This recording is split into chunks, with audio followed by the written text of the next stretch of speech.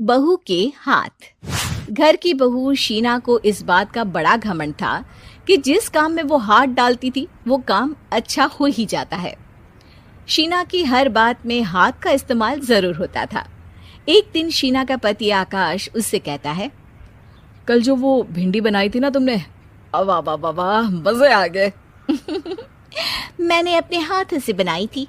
मेरे हाथों में वैसे भी जादू है, जिस चीज को छू लेती हूँ सोना बन जाती है।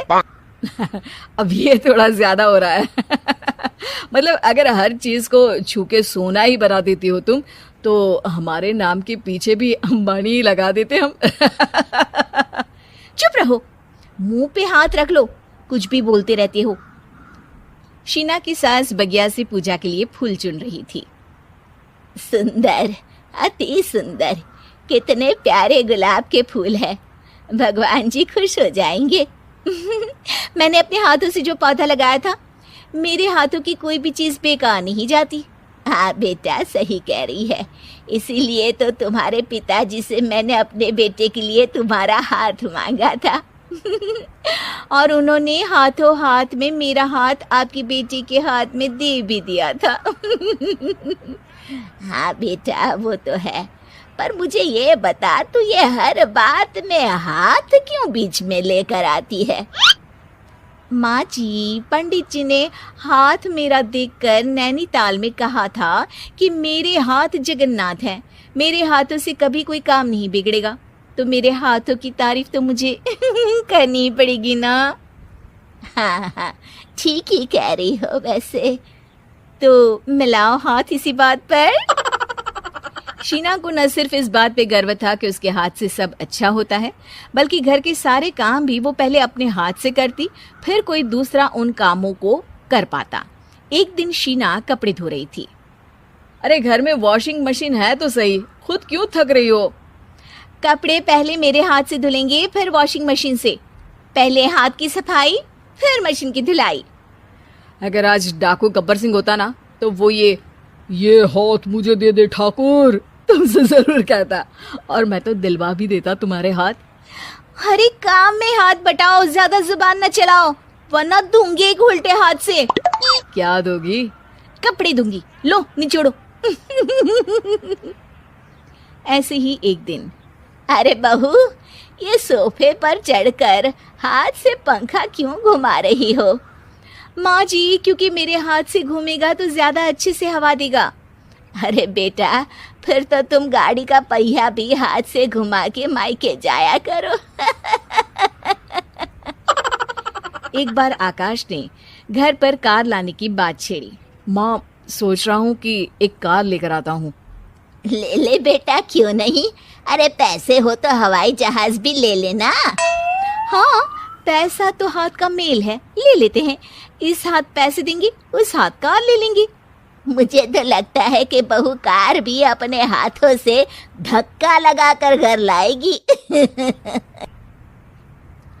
वो तो नहीं करूंगी, लेकिन सबसे पहले स्टीयरिंग पर हाथ मैं ही लगाऊंगी, ताकि गाड़ी का आना शुभ हो। अरे घर ले आने तो दो, फिर हाथ लगा लेना। लेकिन शीना नहीं मानती। अगले दिन ही सब कार लेने जाते हैं। शीना सेल्समैन से कहती है, भैया ये कार बहुत पसंद है, पैक कर दो। अरे ओ भाग्यवान, 2 मीटर कपड़ा नहीं है जो पैक करवा ले, जरा चला कर तो देखने दो। यस सर, बिल्कुल, टेस्ट ड्राइव कीजिए ना। अरे नहीं नहीं, सबसे पहले मैं हाथ लगाऊंगी गाड़ी को, मेरे हाथ अच्छे हैं। अरे यार, हाथ तो मैं भी धोता ही हूँ, और आजकल तो सैनिटाइजर से भी धोता हूँ। मेरे काम में हाथ ना अड़ाओ। अरे टांग ना अड़ा होता है भाग्यवान, हाथ नहीं। शीना ड्राइविंग सीट पर बैठ जाती है और आकाश उसे गाड़ी के फंक्शन समझाता है। देखो शीना, ध्यान रखना, ये है स्टीयरिंग, इससे राइट लेफ्ट जाएंगे। ये है एक्सेलरेटर, इससे स्पीड कंट्रोल कर सकते हैं, और उसी के पास में है ब्रेक, जो तुम्हारी जुबान में शायद मिसिंग है। ठीक है, ज्यादा भी सिखाने की जरूरत नहीं है। मेरी माँ तो कहती है कि मैं अगर अपनी शुभ हाथ लगा दूं तो जग घूम जाए। तो ये स्टीयरिंग क्या चीज है? शीना गाड़ी स्टार्ट कर देती है और स्टीयरिंग को घुमाते हुए एक्सेलरेटर पर धीरे से पैर रखती है, और शोरूम के बाहर के एरिया में ही गाड़ी घूमने लगती है, जहाँ दूसरी गाड़ियाँ भी रखी हैं। देखा मेरे हाथों का कमाल। अब ब्रेक दबा दो, आगे गाड़ी है। शीना आगे गाड़ी देखकर घबरा जाती है और पाँव गलती से एक्सीलरेटर पर पड़ जाता है।